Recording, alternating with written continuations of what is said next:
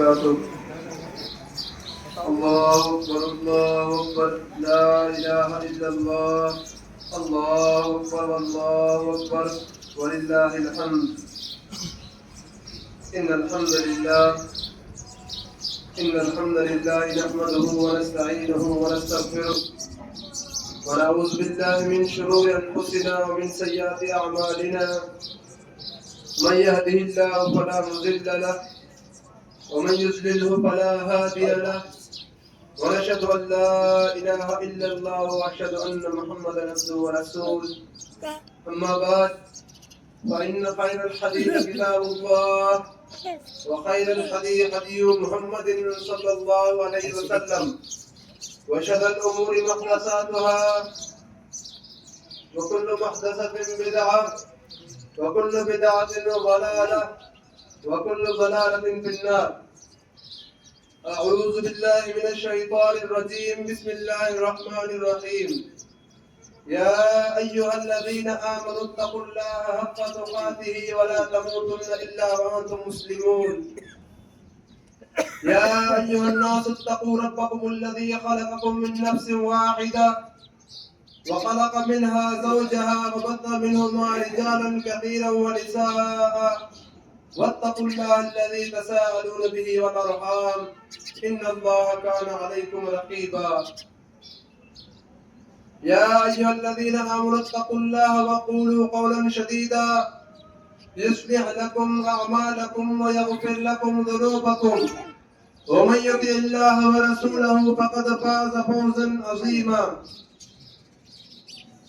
وقال الله تعالى في موضع آخر قال رب اشرح لي صدري ويسر لي أمري واحلل عقدة من لساني يفقهوا قولي رب زدني علما رب زدني علما اللهم رب زدني علما. فالدعاء من الله اللهم إني أسألك علما نافعا ورزقا طيبا وعملا متقبلا. अजीजों, दोस्तों, बुजुर्गों, नौजवान साथियों અને મદ્રસે જા જડડા તાલિબાત તલબા અને તાલિબાત અને પ્રધાનશીલ મુજી માઓ અને બહેનો, अल्लाह रब्बुल आलमीन जा घणा पाते एहसान नहीं उन्हीं एहसानी के पा अगर गणे ला वजो तो गणे नथा सको. अल्लाह रब्बुल आलमीन जो वडो ही एहसान पाते आए जे अल्लाह रब्बुल आलमीन पाके दुनिया में अशरफुल मखलूकात यानी इंसान बनाए અને इंसान में बेहतरीन मखलूक मुसलमान बनाए અને मुसलमान में पाके तौहीद वाला અને खालिस अल्लाह के मने वाला बनाए. अल्लाह रब्बुल आलमीन पाके दुनिया में पैदा फरमाए आदम अलैहिस्सलाम वटा करे અને आ हजरत मोहम्मद सल्लल्लाहु अलैहि वसल्लम સુધી जितना પણ અંબિયા कराम आया तमाम जा तमाम इंसाने जी हिदायत ला करे इंसाने के सीधो रस्तो दिखाने ला करे आया. दुरूद और सलाम का नजराना पेश हुआ तमाम अंबिया मते बिलखुसूस आज मुझे आखिरी नबी हजरत मोहम्मद मुस्तफा अहमद मुस्तफा अच्छा दे नबी से मते दुरूद मोकलायूं जेने जरिए बावटे खालिस अल्लाह जो कुरान अने रसूलुल्लाह सल्लल्लाहु अलैहि वसल्लम की खालिस हदीस होगी. अल्लाहुम्मा सल्ली अला मुहम्मद व अला आलि मुहम्मद व बारिक व सल्लिम अलैहि. दोदर हजरत अल्लाह रब्बुल आलमीन जे बे धर्म में बे मजहब में उन्हें जा खुशी जा त्योहार हुआ था ए जे इस्लाम में अल्लाह रब्बुल आलमीन मुसलमान ना करे हर हफ्ते में एकड़ो दी महीने में 4 दी अने ये जो 12 महीने में बुनी पाला करे खुशी जा रखे हैं. हफ्ते में एकड़ो दी यानी जुमे जो दी महीने में 4 जुमा अने वरे ते ईदू अल्लाह रब्बुल आलमीन मुसलमाने के खुशी मनाएला करे पाला करे ईदी कायम में दायम रखे અને કયામત સુધી દી કાયમે દાયમ રોંદા જે સુધી इन सरजमीन मथे कलमा ला इलाहा इल्लल्लाह पढ़ियो वेंदो ते सुधी दी जा ईद जा दी कायम दायम रहंदा। मुसलमानों पाण मैदान में जमा थियूं था हर वजे कोई करे हिकिड़ी त ई जे रसूलुल्लाह सल्लल्लाहु अलैहि वसल्लम जी सुन्नत पर जिंदा करियो अने बरकातू सुन्नत पढ़ी करे खुले मैदान में अल्लाह रब्बुल आलमीन वटि पां अची करे गुनाह जी तौबा करियो अने ॿियो त इब्राहिम अलैहिस्सलाम जी कुर्बानी के पां जिंदा करियो। ये जो पां ॾींहुं मल्हायूं था इन ॾींहं जी वॾी तारीख़ है अने इन कुर्बानी जी वॾी हिकिड़ी मंज़िल है कई वरे पुठिया ही कुर्बानी जो ॾींहुं जॾहिं इब्राहिम अलैहिस्सलाम खे नसीब थियो अने अल्लाह रब्बुल आलमीन खे ही ॾींहुं पसंदि अची वियो अने क़यामत सूदी तमाम मुसलमान लाइ करे ही ॾींहुं अल्लाह रब्बुल आलमीन रखे। हिन ॾींहं में जेको पण पां कुर्बानी करियूं था पां ई न सम्झो जे पां पंहिंजो पैसो ख़र्च करे अने कुर्बानी करियूं था बल्कि हिकिड़े अहिड़े नबी जी पां याद ताज़ा करियूं था अने सुन्नत जिंदा करियूं था जेको तमाम बड़ी तकलीफ़ मां गुज़रियो। इब्राहिम अलैहिस्सलाम जूं कितरियों एतिरियूं कुर्बानियूं अने आज़माइशूं हुयूं कोई जॾहिं कुर्बानी जो वक़्तु आयो तॾहिं अल्लाह रब्बुल आलमीन इब्राहिम अलैहिस्सलाम खे खलीलुल्लाह जे लक़ब से नवाज़े अने ए इब्राहिम अॼु वटा तूं मुंहिंजो खलील अने दोस्त आहीं। मोहतरम मुसलमान भाइयों इब्राहिम अलैहिस्सलाम हिकिड़े अहिड़े घर में पैदा थियो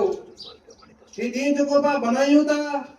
इन जी तारीख़ पर पाके मालूम अने ख़बर हुअणी खपे। इब्राहिम अलैहिस्सलाम अहिड़ी घर में पैदा थियो इब्राहिम अलैहिस्सलाम जो पे आज़र उन टाणे वॾे मां वॾो उन शहर जो हुते जो पुॼारी अने हुते जो ठाहींदड़ हो। पोइ इब्राहिम अलैहिस्सलाम जॾहिं घर में परवरिश पाए त इब्राहिम अलैहिस्सलाम खे ई तालीम ॾिने में आई जे तूं बुत ठाहे अने दुनिया में इन खे आम कर। इब्राहिम अलैहिस्सलाम बुत ठाहे करे अने उन जी ॾोगे में रसी ॿधी करे दिरड़े अने पंहिंजी दुकान ते पुॼाए अने माण्हूअ खे फ़रोख़्त अने विकिणंदो हो अने चवंदो हो कि बुत किनी गिरो हिन बुत मां न को आहे को नुक़सान थींदो न को नफ़ो थींदो कोई ना करे इन बुत खे पंहिंजे हथ से तराशो अने ठाहियो आहे। मोहतरम मुसलमान भाइयों उन टाणे तमाम दुनिया को चंद्र जी पूजा कंदी हुई को सूरज जी पूजा कंदी हुई को तारे जी पूजा कंदी हुई को आग जी पूजा कंदी हुई। इब्राहिम अलैहिस्सलाम मिणी का पहिरीं जिन वस्तु के रब मञे उहा आसमान जा तारा। इब्राहिम अलैहिस्सलाम जॾहिं रात जो कौम खे ॾिठे जी भला कौम इन तारे जी इबादत करे थी इन्हीं के नफ़े नुक़सान जो मालिक समझे थी त आऊं पण कौम पुठियां हलां अने इन्हीं के पंहिंजो ख़ुदा सम्झां। इब्राहिम अलैहिस्सलाम ॾिठे जी त कुदरती वस्तु आहे। इब्राहिम अलैहिस्सलाम तारे जी इबादत चालू कई जॾहिं सुबुह जो सिज उभियो तॾहिं ॾिठे जे तारा गायब थी विया तॾहिं इब्राहिम अलैहिस्सलाम चए ही भला कहिड़ो रब आहे जेको हिकिड़ो पौर वे थो अने ॿियो पौर गायब थी वञे थो। तॾहिं इब्राहिम अलैहिस्सलाम तारे जी इबादत छॾे ॾिने। पोइ इब्राहिम अलैहिस्सलाम चंद्र जी इबादत चालू कई जॾहिं ॾींहं जो चंद्र पण न ॾिसणो तॾहिं इब्राहिम अलैहिस्सलाम चंद्र खे छॾे ॾिने। पोइ इब्राहिम अलैहिस्सलाम आग जी इबादत चालू कई। पोइ जॾहिं आग मथे पाणी विधो वियो आग उजी वई तॾहिं इब्राहिम अलैहिस्सलाम वीचारे जे ही भला कहिड़ो रब आहे जेको हिकिड़ी मामूली वस्तु से उजी वञे थो अने मामूली वस्तु से दुखी वञे थो। तॾहिं इब्राहिम अलैहिस्सलाम आग जी पण परस्ती छॾे ॾिने। पोइ इब्राहिम अलैहिस्सलाम जॾहिं सुज खे ॾिठे तॾहिं इब्राहिम अलैहिस्सलाम जी ज़बान मां बेसाख्ता अल्फाज़ निकिरिया हाज़ा रब्बु हाज़ा अकबर ही मुंहिंजो रब आहे अने ही वॾो रब आहे। कोई ना करे जे ही सुज जेको सॼी दुनिया खे रोशनी ॾींदो आहे। पोइ जॾहिं इब्राहिम अलैहिस्सलाम सॼो ॾींहुं सुज जी इबादत करे करे थको तॾहिं सॼे साजी जो सुज उॾी वियो। तॾहिं इब्राहिम अलैहिस्सलाम चए भला ही कहिड़ो रब आहे जंहिं मथे हिकिड़ी मामूली रात गालिब अची वञे थी अने अहिड़े रब खे जेको रात आहे से लिकाए छॾे थी। तॾहिं इब्राहिम अलैहिस्सलाम जे दिलि में हिकिड़ो ख़्यालु आयो जे मुंहिंजो रब त उहो आहे जेको तमाम दुनिया के पारे वारो है, जेको उन सूरज जी पर रोशनी झटे गिरे तो, जेको उन चंद्र जी पर रोशनी झटे गिरे तो, अने जेको आग के पर अल्लाह रब्बुल आलमीन बनाए, अने जेको अल्लाह रब्बुल आलमीन तारे के पर अल्लाह रब्बुल आलमीन पैदा कए, मुझो अहिड़ो रब है। पोइ इब्राहिम अलैहिस्सलाम जे दिलि पको यकीन अल्लाह रब्बुल आलमीन मथे अची वियो। अरे इब्राहिम अलैहिस्सलाम उन ज़माने में पण नबी मथे अने क़ौम मथे ईद हुयो। तॾहिं हिकिड़ो ॾींहुं मेलो हाणे ईद जो ॾींहुं आयो। इब्राहिम अलैहिस्सलाम खे हिन जो बे आदत थे हलो त पाण मैदान में वञी करे मेले में पाण ईद मनायूं अने ख़ुशियूं मनायूं। तॾहिं इब्राहिम अलैहिस्सलाम ज़िंदगी जो पहलो कूड़ कए त अना सकीमुन आऊं बीमार आहियां। कुरेला करे बीमार कूड़ कए अल्लाह जी तौहीद ला करे अल्लाह रब्बुल आलमीन जी इबादत के यकता बनाएला करे अल्लाह रब्बुल आलमीन के हिकिड़ो बनाएला करे पांजी जिंदगी अज पा न्यायो त पा वक्त वक्त ते कूड़ कूड़ ते को गाल एड़ी नथी वे जो पांजी कूड़ वगर पूरी न थिए। मोहतरम मुसलमान भाइरो इब्राहिम अलैहिस्सलाम से अना सकीम न बीमार आहियां। तॾहिं इब्राहिम अलैहिस्सलाम जो सॼा ॻोठ वारा जॾहिं हलिया विया इब्राहिम अलैहिस्सलाम पुठियां पौड़ी खणी करे पर वॾे बुतखाने में वियो अने तमाम बुतनि जा दोगा उतारे छॾे। पोइ जेको वॾो बुत हो उनजे कद में पौड़ी लटकाए छॾे। ये ॻाल्हियूं पा हर वरी सुणूं था छता पर पाके यादि नथियूं रहे। मोहतरम मुसलमान भाइरो जे पा कुर्बानी करियूं था पंहिंजी जानवरनि जी एॾो पैसो ख़र्च करे पा कुर्बानी करियूं था पंहिंजी तारीख़ अने हिनजी याददाश्त पाके यादि हुअणी खपे। इब्राहिम अलैहिस्सलाम जॾहिं बुत खे तोड़े करे पंहिंजे घर में वापसि आयो तॾहिं उनजी क़ौम वारा ख़्यालु कयो जे भला पा हलो अॼु वॾो ॾींहुं आहे पा पंहिंजी बुत खे सजदो कयूं जी पंहिंजो कीअं अॼु वॾो ॾींहुं आहे जेको सॼे वरे में जुमे जी नमाज़ में पढ़ियो तो उहो पाण जिन मस्जिद ईद जे मैदान में हाज़िर थियो हूंदो त ईअं जो क़ौम वारा वीचारियो जब पा वॾो ॾींहुं आहे पा अल्लाह पंहिंजे खुदाई जी महफूज़े जी घर में हलो उते इबादत करियो जी पाण अॼु ईअं मैदान में हाज़िर थिया आहियूं अल्लाह रब्बुल आलमीन खे दुआ न करे। ईअं जन क़ौम जा जॾहिं ॾिठो न बुतखाने जी हालत जॾहिं बुतखाने में विया त तमामु बुत टुटा पिया हुआ। तॾहिं उन्हें चयो जे हिकिड़ो आज़म जो पुत्र नौजवान है उनजो ई दाबो है उ चए तो बाज़ार में पड़िया माण्हू खे चए तो चई बुत जेको न नफ़े जा नुक़सान मालिक ऐं न नुक़सान जा मालिक ऐं उन नौजवान जो ई दाबो आहे जे पंहिंजे पुट खे झुटलाए तो अरे नथो मञे। तॾहिं तमामु क़ौम वारा इब्राहिम अलैहिस्सलाम वटि विया त इब्राहिम अलैहिस्सलाम खे तमामु माजरो जॾहिं बयानु कयो इब्राहिम अलैहिस्सलाम चई भला जो वॾो पुट जंहिंजी कद में पौड़ी लटकल आहे उनखे हाणे भला पुछो। तॾहिं उन क़ौम वारे चयो ही त भला पुछी नथा सघे हिन जी ज़बान में जेको असां साम्हूं कलाम करे। तॾहिं इब्राहिम अलैहिस्सलाम फरमाए कि हाणे भला कहिड़े रब जी इबादत करियो था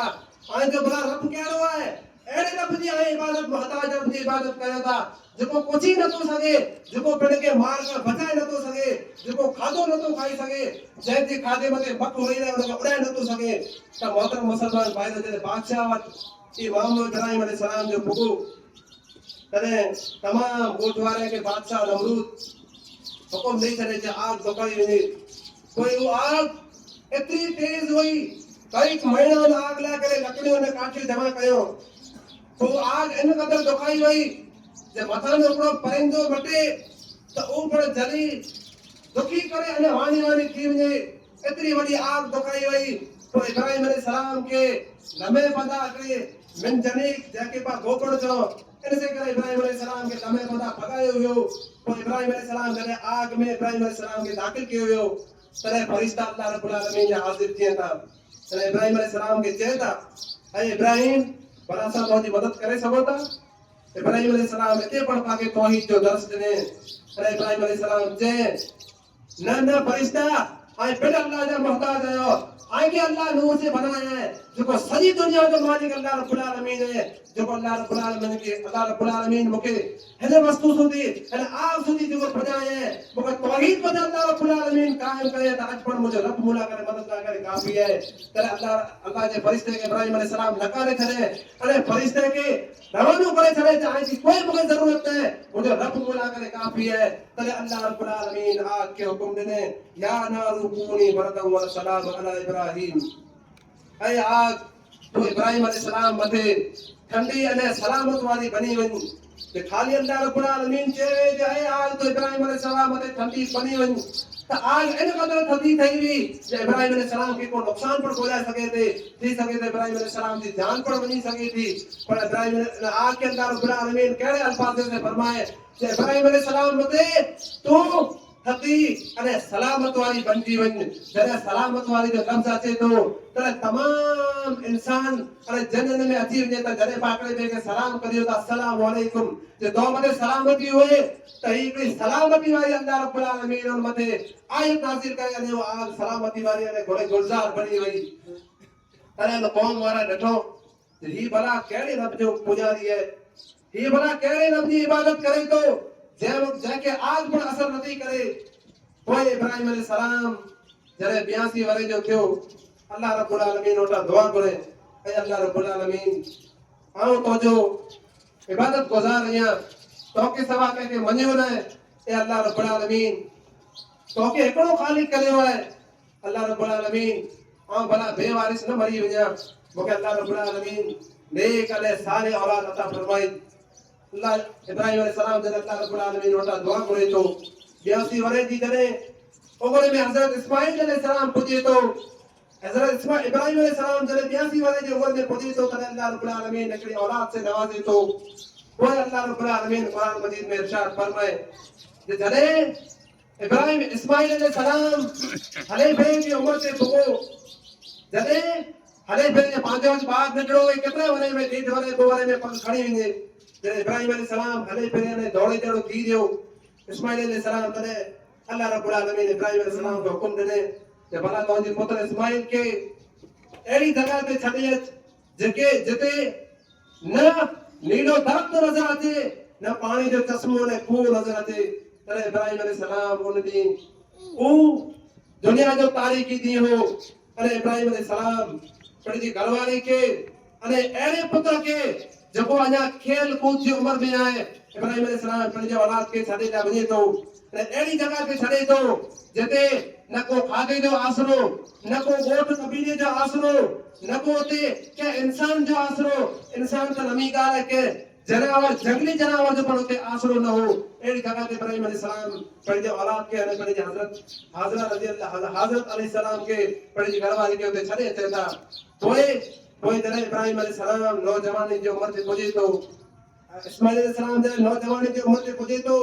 तॾहिं इब्राहिम अलैहिस्सलाम जॾहिं ख्वाब ॾिसे तो जे आउं पंहिंजे पुत्र के कड़े जे हथे से सवा करे रहियो आहियां तॾहिं इब्राहिम अलैहिस्सलाम वरी पाछो वालो मुझसे रवानो थिए तो अने उते वञी ॾिसे तो हिकिड़ी वॾी बस्ती अने वॾो कबीलो हिकिड़ो वॾो परियो आबाद आहे तॾहिं इब्राहिम अलैहिस्सलाम उते वञी पहुची करे पंहिंजे घर मथे पुगो अने इब्राहिम इस्माइल अलैहिस्सलाम के खणी करे मिना जी मैदान जे करीब हिकिड़ो पहाड़ हो उन मथे वञी करे इस्माइल अलैहिस्सलाम के पुछे जे आए मुंहिंजा पुत्र आउं भला अहिड़ो ख्वाब ॾिसां तो तोखे पंहिंजे हथां ज़बह करे रहियो आहियां भला मौजी कोन आया आहिनि इस्माइल अलैहिस्सलाम जा अल्फाज जेके अल्लाह रब्बुल आलमीन तमाम मुसलमान ला करे क़यामत सूदी कुरान मजीद में जिक्र फरमाए अने क़यामत सूदी जे सूदी सोज औलादे मां उभरंदे सूदी नहीं न करे जे सूदी मगरिब मां सोज नहीं उभरे ते सूदी की आयत इब्राहिम अलैहिस्सलाम जा बोल अने इस्माइल अलैहिस्सलाम जा बोल हर इंसान जी ज़बान मते होंदा अने हर इंसान उनके पंहिंजे कने से सुणंदो इस्माइल अलैहिस्सलाम चे ऐ मुंहिंजा रब ऐ मुंहिंजा पे तू जेके तोखे जिन कम जो तोखे हुकुम ॾिनो वियो आहे उन कम खे तू करे गुज़र इंशाअल्लाह तू मूंखे सब्र करे वारे मुंहिंजा पाईंदे अने ही ॾींहुं जेको हज जा अने ईद जा ॾींहं हुए था ई ॾींहं अहिड़ा हुए था उन मिना जी अरबात जे मैदान में जिते इब्राहिम अलैहिस्सलाम इस्माइल अलैहिस्सलाम के कुर्बान कए उन मैदान में ही ॾींहुं जेको हली रहिया आहिनि इन ॾींहं में भला कहिड़ो मंज़र हुए तो इस्लाम जी अगर खूबसूरती अने इस्लाम जी बेहतरी पाके नियारणी है इस्लाम जी तबलीग नियारणी है त आज मोबाइल के जरिए पा ॾिसी सघो था अरफात के मैदान में सारी दुनिया का इंसान चाहे वो मक्के जो बादशाह अरब जो बादशाह हुए या पंहिंजे हिंदुस्तान जे गोठ जो रोदल को गरीब मिस्कीन इंसान हुए चाहे वो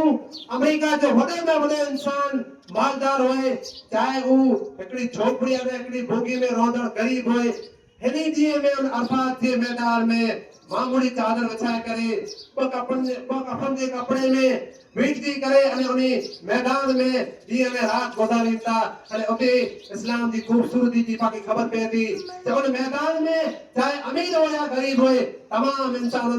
मैदान में जमीन मथे मिट्टी मथे वही करे अने उन मथे रात अने दी गुजारी था तदे अल्लाह रब्बुल आलमीन जो इस्लाम सजी दुनिया में इतरो उपरे तो कोई काने नहीं इस्लाम की खूबसूरती है जब इंसान उते वजे तो तरह इंसान के कार्य गुणी की तमीज नथी वे मगर तमाम मुसलमान तमाम इंसान सारी दुनिया जा इंसान बराबर बराबर होता मोहतरम मुसलमान भाइयों कोई जने इब्राहिम अलैहिस्सलाम इस्माइल अलैहिस्सलाम के ज़बह करे तो हालत का ले रहा जे पे के हुक्म जरियो है जे तू तोजे पुत्र के तोजे हथे से ज़बह कर ओ पुत्र जको 82 वरे पुछया कई अल्लाह रब्बुल आलमीन जे आजमाइशो ने दुआओं करे पुछया एड़ो पुत्र जड़ियो से पण कोई पुत्र जड़ियो अने और पुत्र के पण पे के ज़बह करनो है अल्लाह रब्बुल आलमीन ई न चे ए इब्राहिम फलाने इंसान वटा या फलाने का सही वटा तोजे पुत्र के तू ज़बह कराई न बल्कि ए इब्राहिम तोजी न पुत्र हथे से अने तोजी न उम्र दराज हथे से तोजी मासूम अने तोजी मासूम पुत्र के तू ज़बह कई जा मोहतरम मुसलमान भाइयों कोई जने इब्राहिम अलैहिस्सलाम जने इस्माइल अलैहिस्सलाम के ज़बह करे तो तने इस्माइल अलैहिस्सलाम पे तो ए मुजा पे तोजी अकी मदा तो पटी बदी छडी जा अने मुजा हाथ बदी छडी जा मुके उदो लेटा करे ने मुके ज़बह कई जा बता तोजी अक मदा आंसू निकरी वने तो मुझे एजी हालत दिसी करे जे मुजी गर्दन में मुजी नड़ी में रत में वेठो अने तो अल्लाह जे फरमान मदा हटी वने अने तो मुझे मुजी मोहब्बत गाली में थी वने तने इब्राहिम अलैहिस्सलाम इस्माइल अलैहिस्सलाम जा हाथ पग बदी अने मुजी अके मदा पटी बदी करे छुरी के इतनो तेज कहे जे एकड़े झटके में माण्हू जी गर्दन सर तम का अलग थी वजे त इब्राहिम अलैहिस्सलाम जे ज़बह करे त अल्लाह रब्बुल आलमीन जो हुकुम फौरन नाज़िल थियो अने इब्राहिम अलैहिस्सलाम के अल्लाह रब्बुल आलमीन एकड़े वडे जनावर यानी गेटे के जरिए कुर्बानी अता कए अने अल्लाह रब्बुल आलमीन चे ए इब्राहिम तू मुझे वटा खरी लगे तू मुझे वटा मुझे दोस्त ये अने उन दी वटा इब्राहिम अलैहिस्सलाम के ई लकब मिलो अने इब्राहिम अलैहिस्सलाम ता क़यामत सूदी तमाम इंसान जी ज़बान मते इब्राहिम अलैहिस्सलाम जो जिक्र जारी थियो अने इब्राहिम अलैहिस्सलाम जी तमाम क़यामत सूदी जेतरा पण इंसान थींदा इन सुन्नत के आबाद कइंदा अने इन गाड़ी के याद कइंदा अने उन पे पुत्र जे कुर्बानी के याद कइंदा मोहतरम मुसलमान भाइयों आज पांचे हालत पा दसो त पांची बाकी तमीज नथा करियो जे हलाल जो अचे हराम जो अचे अने गमेल पैसे से पर कुर्बानी करे छडियो ता पांची कुर्बानी ना करे शर्त इया जे पा हलाल पैसो वे पांचे खून पसीने जी कमाई और पैसे से पा जानवर कुर्बान करियो अने उनमें पा हिस्सो कनो मोहतरम मुसलमान भाइयों अने कई अड़ी गाली होय थियो जेके पा मते नजर नता रखो बल्कि पा कुर्बानी जे टाइम उनके तो बुलाए छडियो था कुर्बानी जे कई केड़ा मसाइल नहीं अगर इंसान कुर्बानी करे तो उनमें से इंसान के कई गालियों के याद रखने की जरूरत है मेडिका पहली ही पांच जने कुर्बानी करियो तो मेडिका पहली हथियार इतना तेज करियो जे फौरन जनावर जी गर्दन कटजी वने अने उन जी जिस्म में तमाम खून वहेजी अने निकरी वने कोई ना करे जने इब्राहिम अलैहिस्सलाम इस्माइल अलैहिस्सलाम की जने ज़बह करियो तने इस्माइल अलैहिस्सलाम जे ए मुजा पे छड़ी के इतनो तो तेज करेगिन जे फौरन अल्लाह रब्बुल आलमीन जो पा हुकुम पूरो करेगिन एड़ो न होए जे मामूली छड़ी होए जे जी गर्दन कटे से वार लगे त मतान अल्लाह रब्बुल आलमीन जी नाराजगी पा मथा थी वजे अने जो ई त जनावरे में तमाम नुक्स जीपा कर जुमे में सो तमाम कानून न होए मंडो न होए अने थकल जनावर न होए एड़ो जनावर न होए जदा कंपद थेल होए एड़े जनावर न होए जेको तमाम हमेशा बीमार रहंदो होए ये तमाम गाली होए जेके पाके मदद नजर रखी करे इन मते पाके अमल करे जो है तो मोहतरम मुसलमान भाइयों अने मेडिका वडी गाल ई है जे अगर कहीं जे घर में कोई मर्द न है तो हजरत अल्लाह के रसूल सल्लल्लाहु अलैहि वसल्लम की हदीस है हजरत आयशा रजी अल्लाह तआला अन्हा अल्लाह के रसूल जी वफात पुछया खुद पेट जे हथे से कुर्बानी कंदा हुआ अने के पर अगर को औरत कुर्बानी करे सके थी अगर को वो ताकत रखे थी अरे पहले जे हाथ से जो बेहतर जे भले हाथ से दबा करे कोई ना करे जे अल्लाह जे रसूल सल्लल्लाहु अलैहि वसल्लम जे जमाने में कई कहिड़ी साहबियाणी हुयूं जंहिंजा कंहिंजा शौहर जंग में शहीद थी विया कंहिंजा इहे इंतकाल करे विया अने उहे साहबियात पंहिंजे हथ से जरा वाले के कुर्बान कंदी हुयूं अच्छा ये तमाम ॻाल्हियूं आहिनि जेके पाके आगे रखी करे कुर्बानी करे थी है अने पांचे मस्जिद में अने मदरसे में हर वारे पा कुर्बानी जानवर जो खलो पा जमा करियो था अगर मस्जिद में जमा करियो था अने को पैसा बेड़ा करे पा मस्जिद में दी छडियो था ए तरीको जायज अने बरोबर न कोई ना करे अल्लाह जे रसूल जे हदीस है आए अगर कुर्बानी जे जानवर जे चमड़ो आए रखियो था तो उन चमड़े जा अगर पेड़ा इस्तेमाल करियो था घर में चमड़ो तो बेहतर है अने अगर को इंसान चमड़ो रखे तो अने पैसा के गरीब अने मिस्किन के लिए उन जो हिस्सो है बल्कि मस्जिद जो हिस्सो न कोई ना करे जो मस्जिद में तो हर जुमे में हर ईद में जमा करियो था बल्कि ऊ मिस्किन अने गरीब जो को तमाम तकलीफ में होए था ये उन्हीं जो हिस्सो है अने उन्हीं के पाके दिनो खपे आखिर में अल्लाह रब्बुल आलमीन का दुआ है कि अल्लाह रब्बुल आलमीन जो को पर गाने सुई उन्हीं मदे पाके अमल करे जी तौफीक अता फरमाए या अल्लाह रब्बुल आलमीन असा जिन मकसद से ना मैदान में जमा किया आयो या अल्लाह रब्बुल आलमीन बड़ी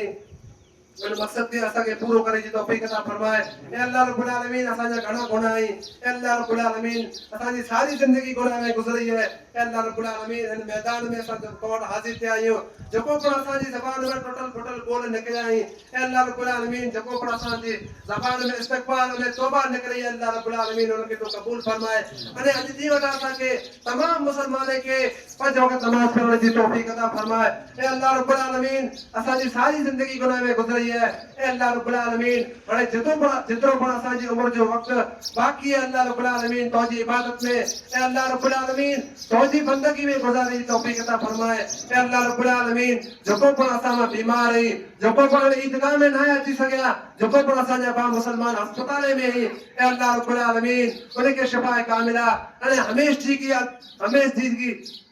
शिफा अता फरमा ए अल्लाह रब्बुल आलमीन जको पण असा जा मुसलमान बा